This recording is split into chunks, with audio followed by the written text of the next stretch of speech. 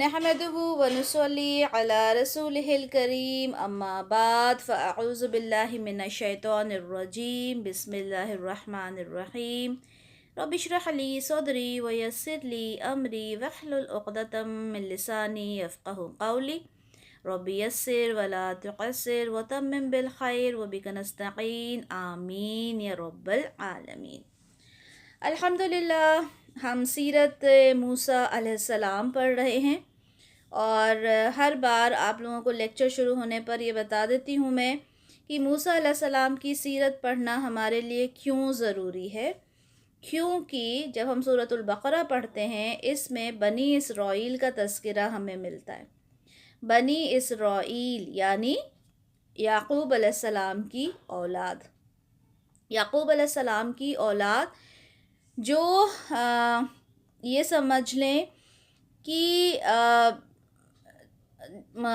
موسیٰ علیہ السلام کو، ٹھیک ہے، جب وہ لوگ مصر میں تھے وہاں پر موسیٰ علیہ السلام کے ساتھ ان کا مصر سے نکلنا، ٹھیک ہے، اور ان کی ہٹ دھرمی اور ان پر اللہ تعالیٰ کی نعمت، یہ تمام چیزیں قرآن میں بار بار ان کا تذکرہ کیا گیا۔ اچھا، قرآن میں بنی اسرائیل کا اتنا تذکرہ کیوں ہے؟ کیونکہ یہ وہ قوم تھی جس پر اللہ تعالیٰ کے انعامات ہوئے، ٹھیک ہے، یہ سابقہ مسلم قوم ہے، ٹھیک ہے، یہ اللہ کو مانتے ہیں۔ اب ہوا یہ کہ انہوں نے اللہ تعالیٰ کی جب نافرمانی کی تو اللہ تعالیٰ کا عذاب ان پر کس طرح آیا وہ ہمیں معلوم ہونا چاہیے۔ ہمیں کیوں معلوم ہونا چاہیے؟ کیونکہ جب ہم اس سے سبق نہیں لیں گے، جب تک ہمیں یہ نہیں پتہ چلے گا کہ اللہ کو ماننے والے جب اللہ تعالیٰ کی نافرمانی کرتے ہیں تو اللہ تعالیٰ کا عذاب کس طرح سے آتا ہے تو ہم کیسے سدھریں گے۔ افسوس کی بات ہے کہ ہم سدھرتے تب بھی نہیں ہیں۔ یہ کہہ لیں کہ ہر انسان بہت ڈھیٹ ہو گیا ہے، سب کچھ سنتا ہے، سب کچھ دیکھتا ہے، اس کے بعد بھی دل پر اثر نہیں ہوتا۔ اور میں یہ بات بہت سارے لوگوں کی نہیں کر رہی، بلکہ آپ کی اور میری کر رہی ہوں۔ اگر ہم اپنی بات بھی کریں تو جتنا اثر ہمارے اوپر اس وقت ہوتا ہے جب ہم کوئی بات کر رہے ہوتے ہیں، ہے نا، ہم تفسیر پڑھتے ہیں یا ہم کوئی ایسی جب کوئی بھی ایسی چیز جب ہم جس کے بارے میں بات کر رہے ہوں، کوئی حدیث کے بارے میں یا پھر قیامت کا تذکرہ پڑھیں، اس طرح کی کوئی بھی جب بات ہوتی ہے تو ہمارا دل جو ہے وہ ڈر جاتا ہے۔ لیکن یہ ڈر کیا ہوتا ہے؟ تھوڑی دیر کے لیے ہوتا ہے، اس کے بعد ہم واپس نارمل ہو جاتے ہیں۔ خیر، یہ کوئی غلط بات بھی نہیں ہے۔ آپ لوگوں نے وہ حدیث بھی سنی ہوگی کہ شاید ابو حنظلہ ان کے بارے میں ہے نا، کہ انہوں نے کہا کہ ابو حنظلہ تو منافق ہو گیا، اور پھر آپ صلی اللہ علیہ وسلم سے کہا کہ جب میں آپ کے ساتھ ہوتا ہوں تو ایک الگ میری کیفیت ہوتی ہے، اور جب بیوی بچوں کے ساتھ ہوتا ہوں تو دنیا کا ہو جاتا ہوں، ٹھیک ہے۔ تو ایمان انسان کا گھٹتا بڑھتا رہتا ہے، یہ کوئی غلط بات بھی نہیں ہے۔ لیکن ہاں، جب ہم اگر تفسیر کے اسٹوڈنٹ ہیں، ہم اہل قرآن ہیں، ہم قرآن کو سمجھنے والے ہیں، اور الحمدللہ اب ہم قرآن کو سمجھ کر پڑھتے ہیں، تو ہمارا یہ فرض بنتا ہے کہ ہم باقی لوگوں سے الگ رہیں۔ کیسے الگ ہوں گے؟ ہمارا رہن سہن، اٹھنا بیٹھنا، زندگی کا ہر ایک طریقہ ہمارا الگ ہونا چاہیے۔ ہمارے ہر ایک طریقے سے پتہ چلنا چاہیے کہ ہم اہل قرآن ہیں، یعنی ہم قرآن کو سمجھ کر پڑھنے والے ہیں، تبھی تو فرق ہوگا نا۔ ہم اپنے آپ کو ایز این ایگزامپل پیش کر سکتے ہیں سامنے والے کے لیے کہ دیکھو ہمارا قرآن یہ بتاتا ہے، اللہ تعالیٰ نے قرآن میں یہ بتایا۔ سمجھ رہے ہیں آپ لوگ یہ ساری باتیں؟ ہمیں صرف سننا نہیں ہے کہ آدھے گھنٹے کی کلاس سنی، بات ختم ہو گئی، چلو بھائی لگ جاؤ اپنے کام پر۔ لگ جاؤ اپنے کام پر از اے ڈفرینٹ تھنگ۔ یہاں یہ بھی بتا دوں، ہمیں اپنے کام سے تو لگنا ہے۔ ہم اپنی زندگی میں سارے کام کرتے ہیں، ہے نا، ہسبینڈ کو بھی دیکھنا ہے، بچوں کو بھی دیکھنا ہے، گھر بھی دیکھنا ہے، شادیوں میں بھی جانا ہے۔ لیکن ہم بچے کی جب تربیت کر رہے ہیں تو مجھ میں اور آپ میں، ٹھیک ہے، باقی لوگوں سے فرق ہونا چاہیے۔ ہماری تربیت نظر آنا چاہیے، ہم جب کسی مجلس میں جائیں، کسی محفل میں جائیں، نظر آنا چاہیے کہ ہم سنت کو فالو کرنے والے انسان ہیں، ٹھیک ہے؟ تو ہم نے دیکھا کہ کس طرح سے موسیٰ علیہ السلام کے ساتھ جب تمام لوگ یعنی جو بنی اسرائیل تھے وہ جو سمندر پھٹ گیا اور وہاں سے آپ نکل گئے، تو کیا ہوا؟ موسیٰ علیہ السلام کوہ طور پر گئے جہاں پر انہیں تورات ملنا تھی۔ اللہ سے ملنے کے شوق میں آپ جلدی جلدی چلے گئے اور قوم جو تھی وہ پیچھے رہ گئی۔ جانا قوم کو بھی تھا، قوم کے ساتھ ہی جانا تھا، لیکن موسیٰ علیہ السلام اتنے زیادہ ایکسائٹڈ تھے، آبویسلی اللہ تعالیٰ سے ملنا تھا، اور ہارون علیہ السلام کو اپنا جانشین بنا دیا تھا کہ ان کو لے کر آرام سے پیچھے پیچھے چلتے ہوئے آؤ۔ اور انہوں نے یہ وضاحت بھی دی اللہ تعالیٰ کو کہ زیادہ دور نہیں ہے وہ، مطلب میرے نقش قدم پر، میرے پیروں کے نشان کو دیکھتے ہوئے وہ یہاں پر پہنچ جائیں گے۔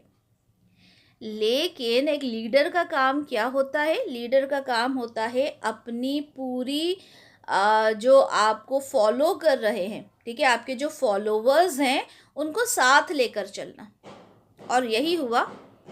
سورہ اعراف میں اللہ تعالیٰ فرماتے ہیں اور موسیٰ کی قوم نے اس کے بعد اپنے زیوروں سے ایک بچڑا بنا لیا جو ایک جسم تھا، جس کی گائے جیسی آواز تھی۔ کیا آنکھوں نے یہ نہ دیکھا کہ وہ نہ ان سے بات کرتا ہے، نہ انہیں کوئی راستہ بتاتا ہے؟ انہوں نے اسے معبود بنا لیا اور وہ ظالم تھے۔ سورہ اعراف کی آیت نمبر 148 ہے۔ کیا پتہ چلا کہ جب موسیٰ علیہ السلام اللہ تعالیٰ سے ملاقات کرنے کے لیے کوہ طور پر گئے، 30 دن کا کہہ کر گئے تھے کہ 30 دن کے لیے جانا ہے، اللہ تعالیٰ نے 40 دن کر دیے۔ ایسا نہیں ہے کہ اللہ کو معلوم نہیں تھا، لیکن اللہ تعالیٰ نے پہلے 30 کا کہہ کے پھر 10 دن بڑھائے۔ اب ہوا یہ کہ موسیٰ علیہ السلام کی قوم نے ان کے جانے کے بعد جو زیورات تھے ان سے ایک بچڑا بنایا۔ اب اس کے بارے میں دیکھتے ہیں کیا ہے۔ تو جب موسیٰ علیہ السلام کوہ طور پر چلے گئے تو آپ کی قوم کے ایک فرد نے، ایک انسان نے یہ فتنہ اٹھایا، اور اس کا نام تھا سامری۔ سامری نے سونے کا، گولڈ کا، ٹھیک ہے، ایک مجسمہ، ایک اس کا کیا مجسمہ سمجھتے ہیں نا آپ لوگ، اسٹیچیو ٹائپ، ٹھیک ہے، وہ بنانے کا منصوبہ بنایا اور جتنے لوگوں کے زیورات تھے وہ سارے جمع کیے۔ اب ان زیورات کے بارے میں دیکھتے ہیں کیا۔ روایات کے مطابق یہ زیورات زیادہ تر مصر کے مقامی لوگوں، قبطیوں کے تھے، یعنی مصر کے جو رہنے والے تھے ان کے تھے یہ زیورات، یہ کہا جاتا ہے۔ اور انہوں نے بنی اسرائیل کے لوگوں کے پاس امانتاً رکھوائے تھے، ٹھیک ہے، کیونکہ بنی اسرائیل جو تھے وہ حضرت ابراہیم علیہ السلام کی نسل سے تھے اور ایماندار تھے، اس وجہ سے قبطیوں نے امانت کے طور پر وہ جو زیورات تھے ان کے پاس رکھوا دیے تھے۔ اب جب راتوں رات بنی اسرائیل جب یہاں سے نکلے ہیں مصر سے، تو ان کے جو زیورات تھے وہ بھی ان کے ساتھ ہی آ گئے تھے، ٹھیک ہے۔ اب جب یہ لوگ موسیٰ علیہ السلام کے ساتھ مصر سے نکلے تو قبطیوں کے زیورات امانتاً جو ان کے پاس رکھے تھے وہ انہی کے ساتھ واپس آ گئے۔ اچھا جی، اس کے بعد کیا ہوا کہ اب یہ جو زیورات تھے بنی اسرائیل کے اوپر ایک طرح سے بوجھ بن گئے کہ اب ان زیورات کا کیا کریں۔ اچھا، اس میں بعض روایات میں یہ بھی کہا کہ یہ جو زیورات تھے یہ مال غنیمت کے حکم میں آئے، ٹھیک ہے، جو مال غنیمت ملتا ہے نا کسی کے ساتھ، جب آپ کی جنگ ہوتی ہے تو مال غنیمت ملتا ہے، تو کہا کہ یہ مال غنیمت کے حکم میں آئے، ٹھیک ہے۔ اور صرف رسول اللہ صلی اللہ علیہ وسلم کے زمانے میں مال غنیمت حلال ہوتا تھا، ٹھیک ہے، اس سے پہلے تک جتنے بھی انبیاء گزرے ان کے لیے مال غنیمت حلال نہیں ہوتا تھا، اسے جلا دیا جاتا تھا۔ اب بنی اسرائیل کو سمجھ میں نہیں آیا کہ ان زیورات کا کیا کریں، تو ایک شخص تھا سامری. سامری کے کہنے پر انہوں نے کیا کیا، جتنے بھی زیورات تھے وہ سامری کو دیے، اور سامری نے جتنے بھی وہ زیورات تھے سونے چاندی کے، اس سے ایک بچھڑا بنا دیا. اچھا، بعض روایات میں یہ بھی آتا ہے کہ جو قبطی غرق ہوئے تھے سمندر میں، ان کی جب لاشیں کنارے پر آئیں تو وہ پوری سونے سے ڈھکی ہوئی تھی، سونے کے زیورات وہ لوگ پہنے ہوئے تھے.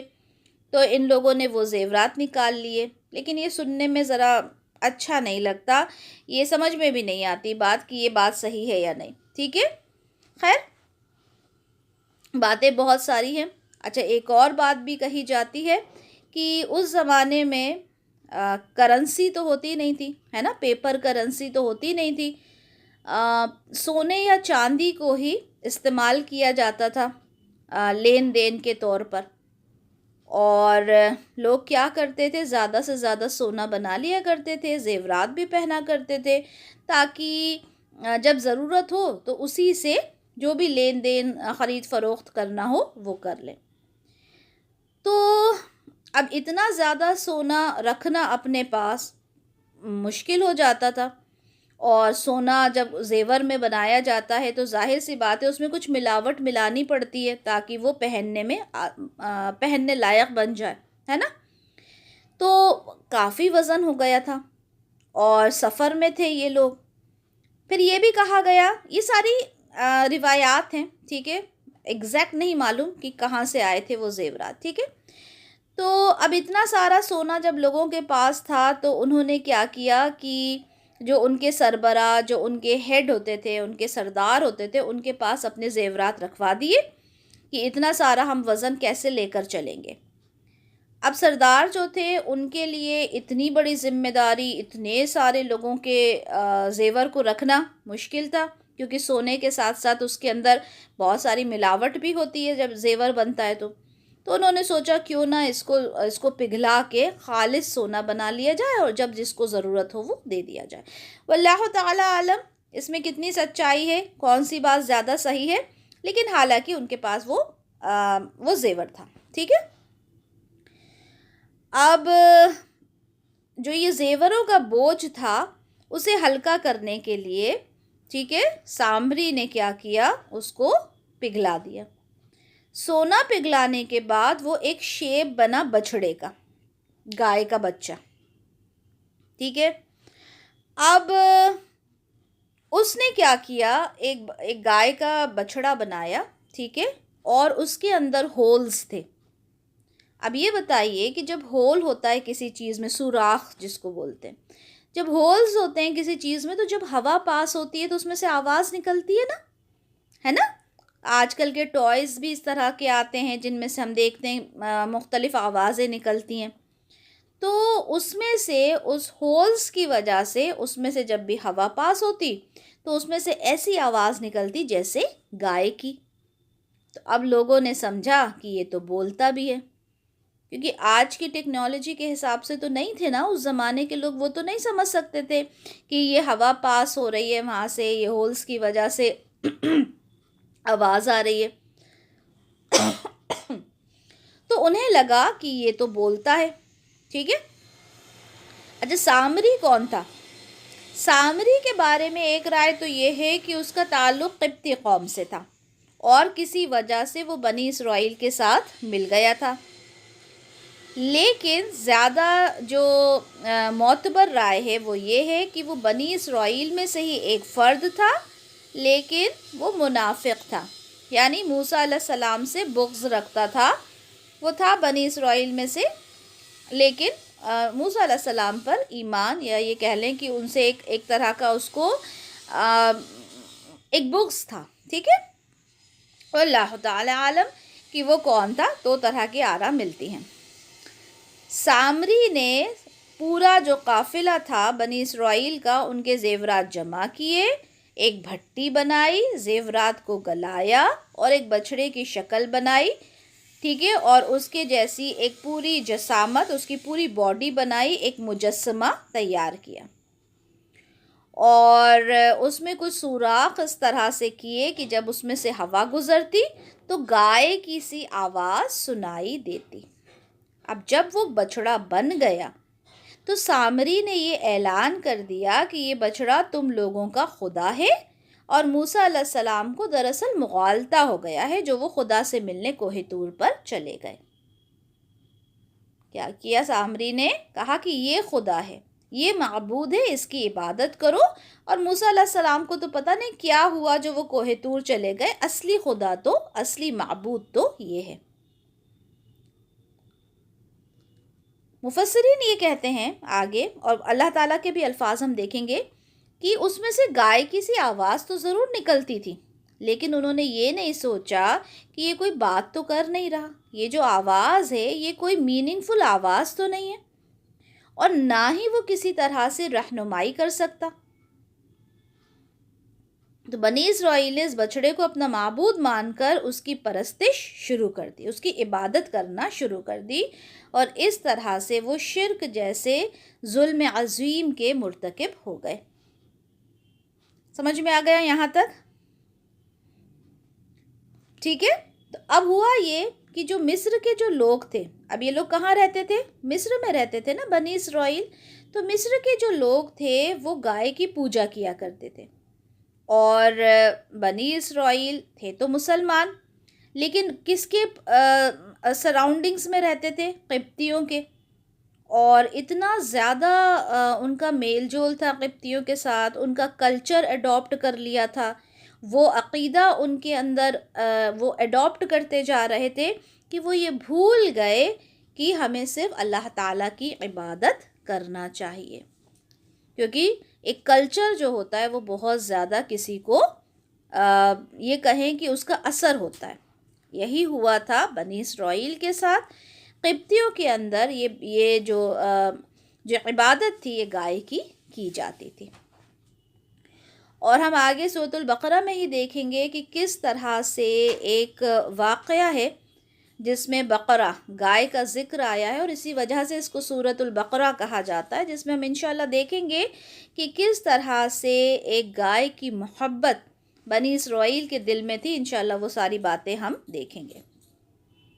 اچھا، بعض مفسرین یہ بھی کہتے ہیں کہ یہ جو گائے کا جو بچھڑا بنایا گیا تھا یہ پورا ایک جیتا جاگتا، یا یہ کہہ لیں گوشت پوست کا بچھڑا تھا، ٹھیک ہے، لیکن اس کی کوئی دلیل نہیں ہے۔ جو مین بات پتہ چلتی ہے وہ یہی ہے کہ وہ میٹل کا بنا ہوا، یعنی کہ سونے کا بنا ہوا بچھڑا تھا۔ اللہ تعالیٰ فرماتے ہیں تو موسیٰ اپنی قوم کی طرف پلٹا غصے سے بھرا ہوا، افسوس کرتا ہوا، کہا اے میری قوم، کیا تمہارے رب نے تمہیں اچھا وعدہ نہ دیا تھا؟ پھر کیا وہ مدت تم پر لمبی ہو گئی، یا تم نے چاہا کہ تم پر تمہارے رب کی طرف سے کوئی غضب اترے تو تم نے میرے وعدے کی خلاف ورزی کی؟ ہوا کیا؟ یہ سورۃ طٰہٰ کی آیت ہے 86۔ جب اللہ تعالیٰ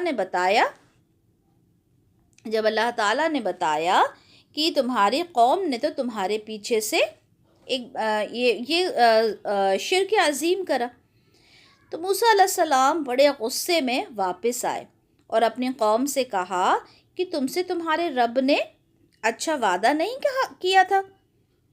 اس وعدے سے مراد کیا تھی؟ توبہ، ایمان اور عمل صالح کے بعد اس پر استقامت اختیار کرنے والوں کے لیے مغفرت کا وعدہ۔ اللہ تعالیٰ کا یہ وعدہ تھا کہ جو توبہ کرے گا، جو ایمان لائے گا، جو عمل صالح کرے گا، اللہ تعالیٰ اس کی مغفرت فرما دیں گے، اس کا وعدہ کیا تھا۔ اور تورات عطا کرنے کا وعدہ، تو یہ تمام وعدے تھے۔ تو موسیٰ علیہ السلام کہتے ہیں کہ تمہارے رب نے تم سے اچھا وعدہ نہیں کیا تھا؟ پھر یہ کہا کیا تمہارے لیے وہ مدت زیادہ لمبی ہو گئی؟ کون سی مدت؟ کیونکہ 30 دن کا تو بنی اسرائیل کو معلوم تھا کہ 30 دن کے لیے موسیٰ علیہ السلام گئے ہیں، جانا تو انہیں بھی تھا ساتھ میں، لیکن اسی بیچ کیا ہوا؟ موسیٰ علیہ السلام جلدی جلدی چلے گئے اور بنی اسرائیل پیچھے رہ گئے۔ اب 30 دن سے جب وقت زیادہ گزرا، 40 دن ہو گئے، تو موسیٰ علیہ السلام کہتے ہیں کہ اگر 30 سے 40 دن ہو گئے تو یہ کون سی اتنی لمبی مدت ہو گئی کہ تم نے سارے وعدے توڑ دیے، وعدہ خلافی کی، تمہیں تو میرے پیچھے پیچھے آنا تھا کوہ طور پر، تم بیچ میں ہی رک گئے، تم نے بچڑا بنا لیا، اس کی عبادت کرنے لگے۔ اور یہاں پر ہارون علیہ السلام کو موسیٰ علیہ السلام ان کا ایک طرح سے ان کا خلیفہ بنا کر گئے تھے، ہے نا، کہ تمہیں ان کا دیکھنا ہے، ان کا سردار بنا کے، ان کا ہیڈ بنا کے، ان کا لیڈر بنا کر گئے تھے کہ بنی اسرائیل کو تم لوگ ساتھ آپ جو ہے ساتھ لے کر آئیں گے۔ اللہ تعالیٰ فرماتے ہیں انہوں نے کہا ہم نے اپنے اختیار سے تیرے وعدے کی خلاف ورزی نہیں کی، اور لیکن ہم پر لوگوں کے زیوروں کے کچھ بوجھ لاد دیے گئے تھے تو ہم نے انہیں پھینک دیا، پھر اس طرح سامری نے بنا ڈالا۔ جب موسیٰ علیہ السلام نے ان سے سوال جواب کیے تو یہ جواب انہوں نے دیا، سورہ طٰہٰ میں ہے کہ انہوں نے کہا ہم نے اپنے اختیار سے تیرے وعدے کی خلاف ورزی نہیں کی، اور لیکن ہم پر لوگوں کے زیوروں کے کچھ بوجھ لاد دیے گئے تھے تو ہم نے انہیں پھینک دیا، پھر اس طرح سامری نے بنا ڈالا۔ سورہ طٰہٰ 88 میں ہے، بس اس نے ان کے لیے ایک بچڑا نکالا جو محض جسم تھا، اس کے لیے گائے کی آواز تھی، تو انہوں نے کہا یہی تمہارا معبود اور موسیٰ کا معبود ہے، سو وہ بھول گیا۔ یہ آلریڈی میں نے ایکسپلین کر دیا کہ کس طرح سے موسیٰ علیہ السلام، کس طرح سے جو سامری تھا اس نے ایک بچڑا بنایا اور کہا کہ یہ تمہارا معبود ہے، اور موسیٰ علیہ السلام کا بھی معبود ہے، لیکن وہ بھول گیا۔ سورہ طٰہٰ آیت نمبر 89 میں ہے، تو کیا وہ دیکھتے نہیں کہ وہ ان کی کسی بات کا جواب دیتا، نہ ان کا کسی نقصان کا مالک اور نہ کسی نفع کا۔ اب یہاں پہ اللہ تعالیٰ نے وہ دلیل بیان کی ہے جو ہر ایک مسلمان کو سمجھنا چاہیے کہ کوئی بھی چیز جسے آپ معبود بنا لیں اللہ کے سوا، وہ چیز نہ کسی بات کا جواب دے سکتی ہے، نہ کسی نقصان کا مالک ہو سکتی ہے، نہ کسی نفع کا۔ اب یہاں پر ایک بات، کسی کو آپ نے معبود بنا لیا، معبود ان دا سینس کہ آپ نے کسی سے کہا کہ بھئی آپ ہی ہیں جو سب کچھ کر سکتے ہیں، ٹھیک ہے، آپ ہی اولاد دے سکتے ہیں، آپ ہی میرے کاروبار کو اچھا کر سکتے ہیں، آپ ہی مشکل کشاں ہیں۔ یہ کیا ہو گیا؟ شرک ہو گیا۔ ہاں، کسی زندہ انسان سے آپ دعا کے لیے کہہ سکتے ہیں کہ بھئی آپ میرے لیے دعا کیجئے گا، جیسے ہم لوگ آپس میں ایک دوسرے سے کہتے ہیں، ہے نا، کہ آپ میرے لیے دعا کیجئے گا، میری صحت کے لیے، آپ لوگ مجھ سے کہتے ہیں، میں آپ لوگوں سے کہتی ہوں، یا ہم اپنے والدین سے کہتے ہیں، بڑوں سے کہتے ہیں، وہ ہم کہہ سکتے ہیں، ہے نا، دعا کے لیے۔ لیکن کسی کے پاس جانا، پیر فقیر کے پاس جانا اور ان سے کہنا کہ آپ میرے لیے آپ ہی ہیں جو میری خالی گود کو بھر سکتے ہیں، نہیں، ایسا نہیں ہے، ٹھیک ہے، کیونکہ کسی کے اختیار میں یہ چیز نہیں ہے۔ یا کسی کے پاس جا کر کہنا آپ ہی میرے کاروبار کو صحیح راستے پر لا سکتے ہیں، آپ ہی میرے کاروبار میں مجھے نفع دلوا سکتے ہیں، ٹھیک ہے، تو یہ ساری چیزیں شرک ہوتی ہیں اور شرک کی معافی نہیں ہے۔ اللہ تعالیٰ ہر گناہ کو معاف فرما دیں گے لیکن شرک کو معاف نہیں فرمائیں گے، یہ بات ذہن میں رکھیں۔ ہاں، یہ مطلب نہیں ہے اس کا کہ کوئی جیتے جی اگر صحیح راستے پر آ جائے اور سارے برائیوں سے توبہ کر لے تو اللہ معاف نہیں کریں گے، نہیں، اگر شرک کی حالت میں مر گیا کوئی انسان تو وہ شرک معاف نہیں ہوتا، ٹھیک ہے۔ تو یہاں اللہ تعالیٰ نے فرمایا تو کیا وہ دیکھتے نہیں کہ وہ نہ ان کی کسی بات کا جواب دیتا اور نہ ان کے کسی نقصان کا مالک ہے اور نہ کسی نفع کا۔ اب اس کے بعد کیا ہوا؟ سورہ طٰہٰ آیت 90 میں ہم دیکھتے ہیں، اور بلا شبہ یقیناً ہارون نے ان سے پہلے ہی کہہ دیا تھا کہ اے میری قوم، بات یہی ہے کہ اس کے ساتھ تمہاری آزمائش کی گئی ہے اور یقیناً تمہارا رب رحمان ہی ہے، سو میرے پیچھے چلو اور میرا حکم مانو۔ اب اللہ تعالیٰ نے یہاں پر ہارون علیہ السلام کا جو طرز عمل تھا، جس طرح سے انہوں نے قوم کو روکا، وہ بھی بتا دیا۔ انہوں نے کہا اے میری قوم، اے میرے لوگوں، میری بات سنو، دیکھو تمہاری آزمائش میں تمہیں ڈالا گیا ہے، اور یہ جو جس کی تم عبادت کر رہے ہو، جس کو تم معبود بنا رہے ہو، یہ تمہارا معبود نہیں ہے، تمہارا رب تو رحمان ہے۔ اس لیے میرے پیچھے چلو اور میرا حکم مانو، میری بات سنو، اور جس راستے پر میں تمہیں لے کر جا رہا ہوں اس راستے پر چلو۔ ہارون علیہ السلام کس راستے پر لے کر جا رہے تھے بنی اسرائیل کو؟ جی، کس راستے پر لے کر جا رہے تھے؟ شرک کے راستے پہ۔ آپ کہاں کے راستے پر؟ شرک کوہ طور کی طرف لے جا رہے تھے نا، جہاں موسیٰ علیہ السلام گئے تھے، اچھا ہے نا، وہاں لے کر جا رہے تھے۔ انہوں نے کہا میرے پیچھے چلو، میرا حکم مانو۔ آیت نمبر 91 میں ہے، انہوں نے کہا ہم اسی پر مجاور بن کر بیٹھے رہیں گے یہاں تک کہ موسیٰ ہماری طرف واپس نہ لوٹ آئے۔ اب کیا کہا بنی اسرائیل نے؟ بنی اسرائیل نے ہارون علیہ السلام کی بات کا انکار کرتے ہوئے کہا کہ نہیں بھائی، ہم تو یہیں بیٹھے رہیں گے مجاور بن کر۔ مجاور یعنی اس کی پوجا کرتے رہیں گے، اس کی عبادت کرتے رہیں گے، اور ہم تمہاری بات نہیں مانیں گے جب تک کہ موسیٰ علیہ السلام خود ہمارے پاس نہ آ جائیں۔ آیت 92 میں ہے، کہا اے ہارون تجھے کس چیز نے روکا جب تو نے انہیں دیکھا کہ وہ گمراہ ہو گئے؟ اب موسیٰ علیہ السلام جب غصے میں آئے، اچھا موسیٰ علیہ السلام غصے کے بہت تیز تھے، اب جب وہ واپس آئے تو انہوں نے دیکھا کہ ان کی جو قوم ہے وہ بچھڑے کی عبادت کر رہی ہے۔ آپ کو آیا بہت تیز غصہ، اور آپ اپنے پیچھے ہارون علیہ السلام کے سپرد کر کے گئے تھے انہیں۔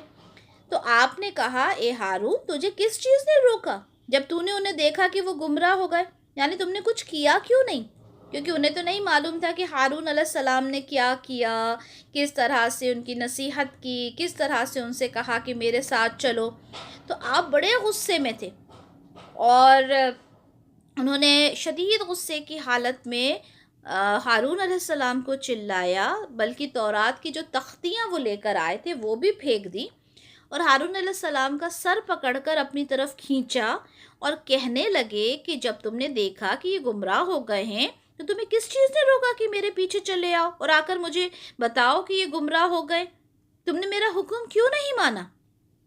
یہ اس غصے کی حالت میں موسیٰ علیہ السلام نے ہارون علیہ السلام سے کہا۔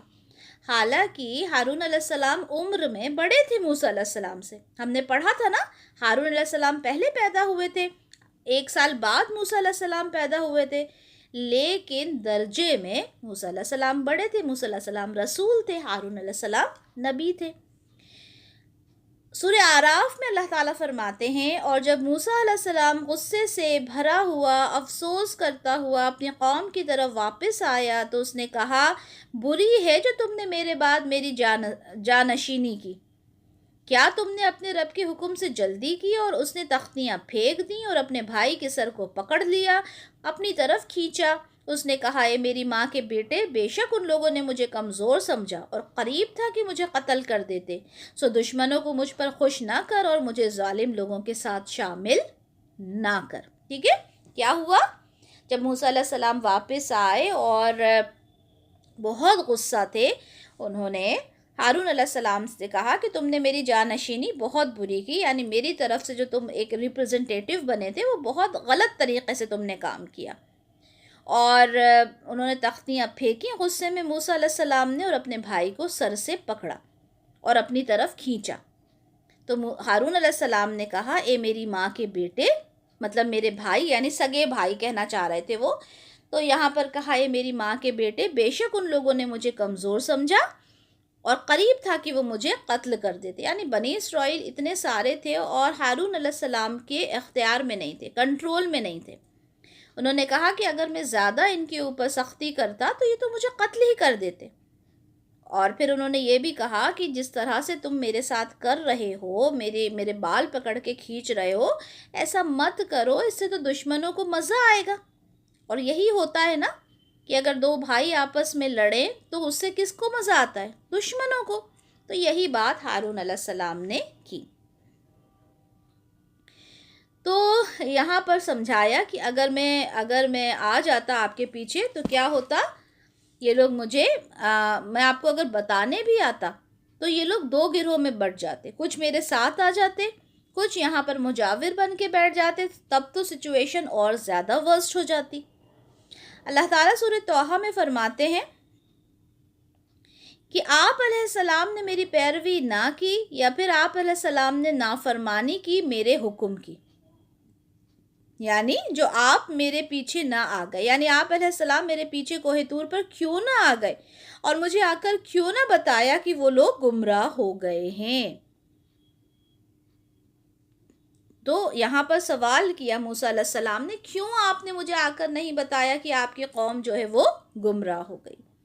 سورہ طٰہٰ آیت نمبر 94، اس نے کہا، اے میری ماں کے بیٹے، نہ میری داڑھی پکڑ نہ میرا سر، میں تو اس سے ڈرا کہ تو کہے گا کہ تو نے بنی اسرائیل میں پھوٹ ڈال دی اور میری بات کا انتظار نہ کیا۔ وہی بات جو میں نے ابھی بتائی کہ ہارون علیہ السلام نے کہا کہ اگر میں آپ کو بتانے کے لیے یہ بات آ جاتا تو کیا ہوتا، 2 حصوں میں بنی اسرائیل تقسیم ہو جاتے، ایک تو وہ جو مجاور بن کے بیٹھ گئے تھے اور آدھے وہ جو میرے ساتھ چلے آتے۔ ایسے میں تو یہ ہوتا کہ یہ لوگ اور زیادہ گمراہ ہو جاتے اور 2 حصوں میں تقسیم ہو جاتے، پھر آپ ہی کہتے کہ تم بنی اسرائیل کو چھوڑ کر کیوں آ گئے، ہے نا؟ تو یہ ساری چیزیں انہوں نے، ہارون علیہ السلام نے موسیٰ علیہ السلام کو بتائی، اور وہ یہ بھی بتایا تھا کہ میں اتنا کمزور ان کے سامنے تھا کہ قریب تھا کہ یہ لوگ مجھے قتل ہی کر دیتے۔ خیر، پھر یہ ساری باتیں ہوئیں اور پھر موسیٰ علیہ السلام نے اللہ کے حضور توبہ کی اور معافی مانگی، اپنی طرف سے بھی اپنے بھائی کی طرف سے بھی۔ پھر اس کے بعد یہ متوجہ ہوئے سامری کی طرف۔ سورہ طٰہٰ آیت نمبر 95 میں ہے، کہا تو اے سامری تیرا کیا معاملہ ہے؟ اب سامری سے پوچھا۔ سورہ اعراف آیت نمبر 151 میں موسیٰ علیہ السلام نے اللہ تعالیٰ سے دعا کی، اے میرے رب مجھے اور میرے بھائی کو بخش دے اور ہمیں اپنی رحمت میں داخل کر لے، اور تو سب رحم کرنے والوں سے زیادہ رحم کرنے والا ہے۔ پھر سامری سے سوال کیا کہ بتاؤ بھائی کیا معاملہ ہے؟ اب سامری نے کیا جواب دیا؟ سورہ طٰہٰ آیت نمبر 96 میں ہے، اس نے کہا، میں نے وہ چیز دیکھی جو ان لوگوں نے نہیں دیکھی۔ کیا کہا سامری نے؟ میں نے وہ چیز دیکھی جو ان لوگوں، چلے پہلے پوری آیت پڑھ دیتے ہیں نا۔ اس کہا، میں نے وہ چیز دیکھی جو ان لوگوں نے نہیں دیکھی، سو میں نے رسول کے پاؤں کے نشان سے ایک مٹھی اٹھائی، پھر میں نے وہ ڈال دی اور میرے دل نے اسی طرح کرنا میرے لیے خوشنما بنا دیا۔ دوبارہ پڑھتی ہوں اس آیت کو۔ سامری نے کہا، میں نے وہ چیز دیکھی جو ان لوگوں نے نہیں دیکھی۔ کن لوگوں نے؟ یعنی بنی اسرائیل نے نہیں دیکھی۔ سو میں نے رسول کے پاؤں کے نشان سے ایک مٹی اٹھا لی۔ اب یہ کون رسول ہے؟ ابھی دیکھتے ہیں۔ پھر میں نے وہ ڈال دی، یعنی جب وہ مجسمہ میں بنا رہا تھا، اس سونے کا، اس زیورات کا، اس میں بھٹی میں میں نے اس مٹی کو ڈال دیا جو میں نے رسول کے پاؤں کے نشان سے اٹھائی تھی، اور میرے دل نے اسی طرح کرنا صحیح سمجھا۔ اب یہ رسول کون ہے جس کے پاؤں کی مٹی سامری نے اٹھا کر اس پر جو مجسمہ بنانے میں استعمال کی؟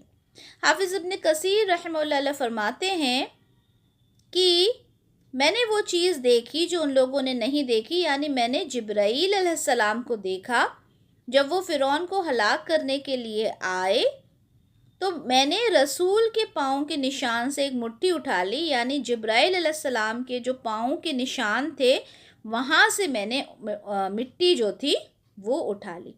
کہیں پر آتا ہے کہ جبرائیل علیہ السلام کی گھوڑی کے جو پاؤں تھے وہاں سے اٹھائی۔ یہ بات بہت سارے مفسرین کے یہاں مشہور ہے، لیکن ٹھیک ہے، کچھ اور بھی اس سے ریلیٹڈ بات ہے۔ سب سے زیادہ مشہور قول یہی ہے کہ رسول سے مراد یہاں پہ جبرائیل علیہ السلام ہے، لیکن ہمیں قرآن میں یا حدیث میں اس کا تذکرہ نہیں ملتا کہ سامری نے جس کو دیکھا تھا یا جس رسول کے پاؤں کے نشان کی بات کی گئی تھی وہ کون ہے؟ وہ جبرائیل علیہ السلام تھے یا موسیٰ علیہ السلام کے ہی پاؤں کے پیر کی جو پیر کی جو نشان تھے اس کی بات ہے، واللہ اعلم۔ جو چیز ہمیں نہیں معلوم ہوتی یا جس کا تذکرہ ہمیں قرآن یا سنت سے نہیں ملتا، ان آیات کو متشابہات کہا جاتا ہے، یعنی ان کو اسی طرح سے چھوڑ دیا جائے جو ہمیں، جس کے بارے میں نہیں معلوم ہوتا۔ قرآن کے اندر دو طرح کی آیات ہوتی ہیں، ایک ہوتی ہیں متشابہات اور ایک ہوتی ہیں محکم۔ محکم آیات وہ ہوتی ہیں جس کے اندر حکم ہوتا ہے۔ حکم کیا ہوتا ہے؟ نماز پڑھو، روزہ رکھو، زکوٰۃ دو، وراثت کا حکم، طلاق کا حکم اور عدت کا حکم، یہ تمام حکم اس میں دیے ہوتے ہیں۔ یہ ہوتی ہیں محکم آیات۔ ان کو بس ایسے ہی نہیں چھوڑ دینا کہ ٹھیک ہے جو بھی ہے، نہیں، اس کو پھر پوری تفصیل کے ساتھ پڑھنا ہوتا ہے۔ اسی سے ہمارا جو فقہ بنتا ہے، ٹھیک ہے، کہ وضو کیسے کرنا ہے، نماز کیسے پڑھنا ہے، پھر ہم اس سے ریلیٹڈ احادیث دیکھتے ہیں۔ نماز کا حکم قرآن میں ملتا ہے، پھر ہم حدیث میں اس کی وضاحت دیکھتے ہیں۔ اسی طرح سے طلاق کا، عدت کا ہم قرآن سے پڑھتے ہیں، پھر اس کی ہم پوری ڈیٹیل حدیث میں پڑھتے ہیں، اور ہمیں حدیث میں مل جاتی ہیں تمام چیزیں۔ کیوں؟ کیونکہ یہ محکم آیات ہیں۔ کچھ آیات ہوتی ہیں متشابہات، ان کے بارے میں ہمیں نہیں پتہ۔ جیسے کیا ہمیں یہ پتہ ہے کہ آسمان، جو ہمارے 7 آسمان ہیں، ان میں کیا کچھ ہے؟ کیا اللہ تعالیٰ نے ہمیں بتایا ان آسمانوں میں کیا ہے؟ بتائیے۔ اللہ تعالیٰ صرف یہ کہتے ہیں نا 7 آسمان ہیں۔ کہیں آپ لوگوں نے پڑھا سنا کہیں پر کہ ان 7 آسمانوں میں کیا کچھ ہے؟ کیا کوئی دنیا ہے؟ نہیں سنا ہے نا؟ تو نہیں ہے نا، تو یہ متشابہات ہیں، ہمیں نہیں پتہ۔ اسی طرح سے جب ہم پڑھتے ہیں الف لام میم، کیا اس کا کوئی میننگ پتہ ہے آپ کو یا مجھے؟ کہیں پہ پڑھا؟ نہیں پڑھا، تو یہ متشابہات میں سے ہے۔ اب اس الف لام میم کو، ٹھیک ہے، یا پھر یاسین کو، یہ سارے جتنے بھی ہمارے حروف مقطعات ہیں، ان کا ایک میننگ نکالنا، ان کے کوڈز کو فائنڈ آؤٹ کرنا، یہ کیسے پاسبل ہے؟ جبکہ رسول اللہ صلی اللہ علیہ وسلم نے ہمیں اس کا کوئی مطلب بتایا ہی نہیں۔ اور یہ کہنا کہ ان کا مطلب آپ صلی اللہ علیہ وسلم کو معلوم تھا لیکن انہوں نے ہمیں نہیں بتایا۔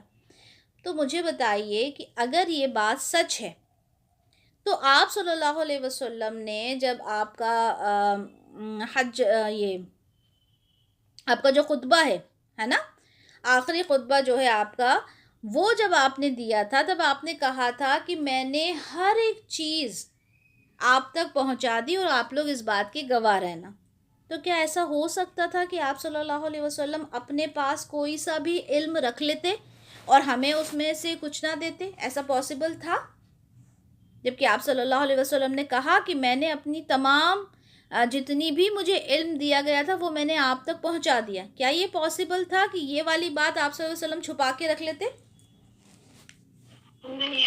نہیں تھا پاسبل۔ یہاں تک کہ جب ہم شب قدر کی بات کرتے ہیں نا، تو آپ صلی اللہ علیہ وسلم کہتے ہیں کہ مجھے بتایا گیا تھا کہ وہ کون سی رات ہے، لیکن مجھے بھلوا دیا گیا۔ تو کیا یہ پاسبل تھا کہ اگر رسول اللہ کو پتہ ہوتا کہ وہ کون سی رات ہے تو وہ ہمیں نہ بتاتے؟ پاسبل ہی نہیں تھا۔ اسی لیے ہمیں ساری راتوں کو جاگنے کا حکم ہے کہ آخری کی جو 10 راتیں ہیں، جو طاق راتیں ہیں، اس میں جاگنا ہے نا؟ تو رسول اللہ صلی اللہ علیہ وسلم کو اگر یاد ہوتا تو وہ ہمیں ضرور بتاتے۔ کیوں نہیں بتایا؟ کیونکہ ان کو بھلا دیا گیا تھا۔ تو یہاں پر یہ بات سمجھ لیں کہ جو باتیں ہمیں نہیں پتہ کہ وہ رسول کے پاؤں کے نشان جو تھے وہ کون سے رسول تھے، مفسرین کہتے ہیں وہ جبرائیل علیہ السلام تھے، واللہ عالم، ٹھیک ہے؟ تو اب سامری نے کیا کہا؟ وہ رسول کے پاؤں کے نشان سے ایک مٹھی میں نے لی اور وہ میں نے ڈال دی بھٹی میں، اور وہی میرے دل کو اچھا لگا۔ اب ہوا کیا؟ اللہ کی طرف سے سامری کے اوپر عذاب آیا۔ کہا پس جا کہ بے شک تیرے لیے زندگی بھر یہ ہے کہ تو کہتا رہے ایک دوسرے کو چھونا نہیں، اور بے شک تیرے لیے ایک اور بھی وعدہ ہے جس کی خلاف ورزی تجھ سے ہرگز نہ کی جائے گی، اور اپنے معبود کو دیکھ جس پر تو مجاور بنا رہا، یقیناً ہم اسے ضرور اچھی طرح جلائیں گے، پھر یقیناً اسے ضرور سمندر میں اڑا دیں گے، اڑانا بھی اچھی طرح۔ اللہ تعالیٰ کی طرف سے کیا عذاب آیا؟ کہا پس جا کہ بے شک تیرے لیے زندگی بھر یہ ہے کہ تو کہتا رہے ایک دوسرے کو چھونا نہیں۔ کیا ہوا؟ چھونا نہیں کا کیا مطلب نکلا کہ سامری ایک ایسے عذاب میں مبتلا ہوا کہ اس کو ایک ایسی شدید تکلیف دی گئی اللہ کی طرف سے. وہ تکلیف کیا تھی وہ تو اللہ بہتر جانتے ہیں، لیکن جو یہ الفاظ تھے کہ ایک دوسرے کو چھونا نہیں، مطلب اس کو ایسی کوئی چھوت کی بیماری ہو گئی تھی جس سے کوئی اس کے قریب نہیں جا سکتا تھا، کوئی اسے ہاتھ نہیں لگا سکتا تھا. اور کچھ لوگ یہ بھی کہتے ہیں کہ اس کو ایسی کوئی بیماری ہوئی تھی کہ اگر کوئی اسے ہاتھ لگاتا یا وہ کسی کو ہاتھ لگاتا تو دونوں بخار سے تپنے لگتے تھے، واللہ عالم. ٹھیک ہے. اور ہوا یہ کہ جب اسے چھوت کی بیماری ہو گئی، کوئی اسے چھو نہیں سکتا تھا، وہ کسی کو چھو نہیں سکتا تھا، اس وجہ سے اس کا تعلق جو تھا سب سے کٹ گیا تھا. تنہائی کی ایک بدترین زندگی اس نے گزاری.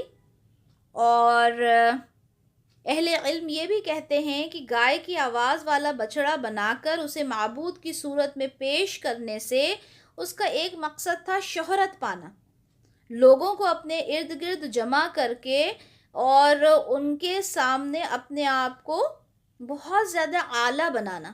اچھا یہ بھی بہت بڑا گناہ ہے. اگر میں آپ ہم کوئی بھی کام اس وجہ سے کریں کہ میری واہوائی ہو جائے، لوگ مجھے کہیں کہ ارے بھائی تم تو بڑا اچھا بولتی ہو، ہے نا، تمہارے پاس تو بہت نالج ہے، اس چیز سے ہمیشہ ڈریں.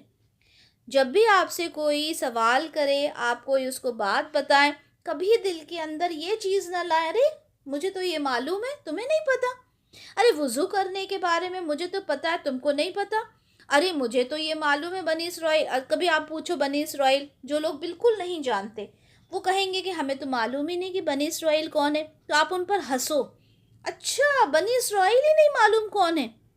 آپ بتائیے جب ہم نے یہ تفسیر پڑھنا شروع نہیں کی تھی، جب ہم اس چیز سے بالکل دور تھے، دنیا کی زندگی میں تھے، تب ہم کیا جانتے تھے کہ بنی اسرائیل کون ہے، کیسا کچھ پورا ان کی جینیولوجی تھی، کیا تھا، ہمیں پتا تھا کیا؟ بتائیے، پتا تھا کیا؟ نہیں پتا تھا نا. ہم لوگوں کو کسی کو نہیں معلوم تھا جب تک ہم اس چیز سے دور تھے. ہاں الحمدللہ کوئی ابھی ہمارے بچے یا کوئی جو بچپن سے سنتے آ رہے ہیں، ماشاءاللہ ماشاءاللہ ماشاءاللہ ان کے لیے، لیکن جن لوگوں نے اس کو اسٹڈی کیا، اس کو پڑھنا شروع کیا، وہ اس سے پہلے بالکل ناواقف تھے ان تمام چیزوں سے. لیکن الحمدللہ اللہ کا کرم ہے، اللہ تعالیٰ نے ہمیں اس راستے پر لگایا کہ ہم ان ساری چیزوں کو پڑھ رہے ہیں، سمجھ رہے ہیں. ہم جو فقہ ہے اس سے ریلیٹڈ انفارمیشن معلوم کرتے ہیں، احادیث ڈھونڈتے ہیں. الحمدللہ اللہ کا شکر ہے. لیکن اس پر اپنے آپ کو یہ کہنا کہ بھئی میں تو اس لیے اتنی انفارمیشن گیدر کرتی ہوں تاکہ لوگ نا مجھ سے خوش رہیں، ارے واہ آپ کو تو بہت نالج ہے، یہی ایک سوچ آپ کو بالکل نیچے سے نچلے درجے پر لے جاتی ہے. اور اللہ تعالیٰ سے دعا کیا کریں کہ اللہ تعالیٰ شیطان ہم پر اس چیز کے لیے کبھی بھی حاوی نہ ہو. ٹھیک ہے. تو اس کی جو ایک خواہش تھی نا کہ لوگ مجھے بڑا پسند کریں گے، تو وہ جو خواہش تھی وہ بھی دور ہو گئی. کیسے؟ اللہ تعالیٰ نے ایسے عذاب میں مبتلا کیا کہ کوئی اس کو ہاتھ بھی نہیں لگا سکتا تھا. اچھا اللہ تعالیٰ نے ایک اور بات کی یہاں پر کہ اپنے معبود کو دیکھ جس پر تو مجاور بنا رہا، یقیناً ہم اسے ضرور اچھی طرح جلائیں گے، پھر یقیناً اسے ضرور سمندر میں اڑا دیں گے. ہوا یہ کہ وہ جو بچڑے کو بنایا تھا اللہ تعالیٰ کی طرف سے اس کو جلوایا گیا. ٹھیک ہے، موسیٰ علیہ السلام نے جلایا ہوگا یا جو بھی رہا، اسے جلایا گیا اور اس کو جلا کے اس کی جو پوری راکھ وہ بن گیا، اس کو سمندر میں بہا دیا گیا. یہ بھی ایک دکھانا مقصد تھا اللہ تعالیٰ کی طرف سے کہ دیکھو جس کو تم معبود سمجھتے ہو وہ اپنی خود کی حفاظت نہیں کر سکتا. جیسے کہ ابراہیم علیہ السلام نے جب بتوں کو توڑا تھا تب یہی تھا نا ان کا بھی کہنا کہ تم جن بتوں کی عبادت کرتے ہو وہ تو اپنی خود کی حفاظت بھی نہیں کر سکتے. تو یہیں پر اللہ تعالیٰ نے اس بچڑے کو جلوا کر اس کو اچھی طرح سے جلوایا، یعنی پورا راکھ ہو گیا وہ، اور اس کو سمندر میں ڈلوا دیا، اڑوا دیا اس کی راہ کو، تو اللہ تعالیٰ نے بتا دیا کہ دیکھو یہ کچھ بھی نہیں تھا، اصلی معبود صرف میں ہوں، میری عبادت کی جائے گی۔ یہ جو تم نے ایک بچڑا بنا لیا تھا جو کچھ نہیں کہہ سکتا تھا، کچھ نہیں کر سکتا تھا، یہ کچھ نہیں تھا سوائے اس کے کہ جب اس کو جلا دیا گیا یہ راکھ ہو گیا۔ سورہ اعراف آیت نمبر 152، بے شک وہ لوگ جنہوں نے بچڑا بنا لیا ان قریب انہیں ان کے رب کی طرف سے بھاری غضب پہنچے گا، بڑی رسوائی دنیا کی زندگی میں، اور ہم جھوٹ باندھنے والوں کو اسی طرح بدلہ دیتے ہیں۔ اللہ تعالیٰ نے ان کو عذاب بھی سنا دیا کہ جن لوگوں نے بچڑا بنایا تھا اللہ تعالیٰ کی طرف سے ان کے اوپر عذاب آئے گا۔ جس طرح سے سورۃ الفاتحہ جب ہم پڑھتے ہیں تو بنی اسرائیل کے لیے اللہ تعالیٰ فرماتے ہیں المغضوب علیہم، جن پر غضب ہوا اللہ تعالیٰ کا۔ تو یہ جو لفظ آتا ہے نا المغضوب، یہ وہی ہیں، یہ وہی یہود ہیں، یہ وہی بنی اسرائیل ہیں جن پر اللہ کا غضب ہوا، اور یہ اللہ کا غضب بار بار ان پر ہوا۔ یہ ہم بار بار پڑھیں گے کہ کس طرح سے اللہ تعالیٰ کا غضب ان کے اوپر ہوا۔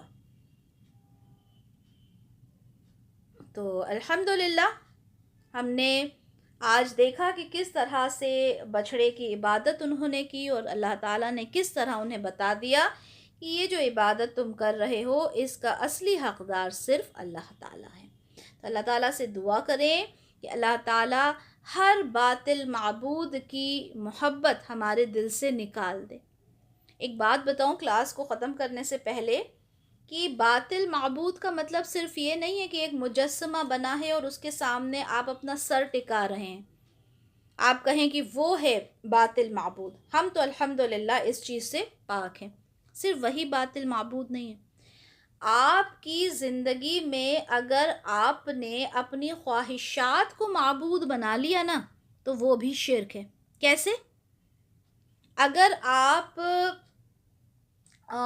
اپنے شوہر سے بے انتہا محبت کرتی ہیں، ٹھیک ہے، بہت اچھی بات ہے، لیکن شوہر آپ کو کہہ رہا ہے نماز چھوڑ دو، شوہر آپ کو کہہ رہا ہے، مائک میوٹ کریں بیٹا، شوہر آپ کو کہہ رہا ہے عبادت مت کرو، شوہر آپ کو کہہ رہا ہے اللہ کو سجدہ مت کرو، شوہر آپ کو، وسیمہ مائک میوٹ کریں بیٹا، اگر شوہر آپ کو کہتا ہے کہ ہر وہ کام کرو جو اللہ کو ناپسند ہے، اور آپ صرف اس لیے کریں کہ میں شوہر سے محبت کرتی ہوں، اللہ تعالیٰ نے تو خود کہا ہے جو شوہر کہے وہ کرو، تو بتائیے کیا شوہر کی اطاعت کری جائے گی وہاں پر؟ بتائیے۔ بالکل نہیں کی جائے گی۔ یہاں پر ایک سوال، جو لڑکیاں یہ کہتی ہیں کہ ہم آئی براؤز بناتے ہیں، ہم حجاب نہیں کرتے، ہم ماڈرن کپڑے پہنتے ہیں، ہمارا دل تو بہت ہے کہ ہم نہ حجاب کریں، آئی براؤز نہ بنوائیں، اور اس طرح سے رہیں اس طرح سے رہیں، لیکن کیا کریں، شوہر کہتا ہے تو کرنا پڑتا ہے، کیا کہیں گے ان کے لیے؟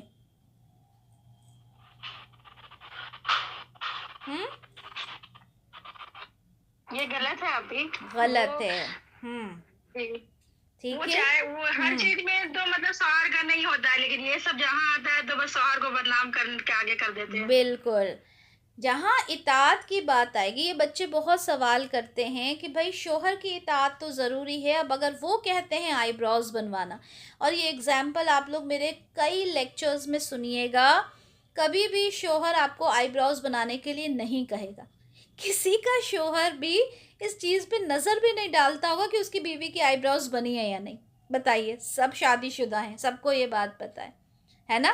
ہم اس کے اوپر شوہر کو الزام لگا دیں، ٹھیک ہے، شوہر نہیں دیکھتا، شوہر کو نہیں پتہ ہوتا، یہ بہت معمولی سی بات ہے، شوہر کو بالکل نہیں پتہ ہوتا، ہم اس پر شوہر کو الزام لگا دیں، یہ بالکل غلط بات ہے۔ ہاں، حجاب کے لیے بہت سارے شوہر منع کرتے ہیں، یہ بات بالکل صحیح ہے، منع کرتے ہیں، یا تم ہمارے ساتھ جاؤ گی، پارٹیز میں جاؤ گی، ایسا کرو گی، بڑا مشکل ہو جائے گا۔ تو پھر آپ یہ دیکھ لیں کہ آپ اللہ کو راضی کرنا چاہتی ہیں یا شوہر کو راضی کرنا چاہتی ہیں، ٹھیک ہے؟ اور اگر کسی کا شوہر بہت سخت ہے اور وہ کہتا ہے نہیں تم حجاب کرو گی ہی نہیں، تو اللہ سے رو رو کر مانگیں. وہاں پہ ہاتھ دھر کے نہیں بیٹھ جانا کہ بھئی ہمارا تو شوہر سنتا ہی نہیں ہے. اللہ سے رو رو کر مانگیں کہ اللہ تعالیٰ میں تیرے راستے پر چلنا چاہتی ہوں، مجھے راستہ دکھا. اور انشاءاللہ اللہ تعالیٰ راستہ دکھائیں گے. ٹھیک ہے. حضرت آسیہ جو فرعون کی بیوی تھیں، وہ اتنی سختی میں رہتے ہوئے، کسی کا بھی شوہر فرعون تو نہیں ہو سکتا، اتنی سختی میں رہتے ہوئے انہوں نے اللہ کی عبادت، سوچیے نا کس طرح کی ہوگی، کس طرح کی ہوگی کہ ان کا نام جنت کی عورتوں میں شمار کیا گیا. ٹھیک ہے. تو سبحانک اللہم و بحمدک اشہد ان لا الہ الا انت استغفرک و اتوب الیک. السلام علیکم ورحمۃ اللہ وبرکاتہ.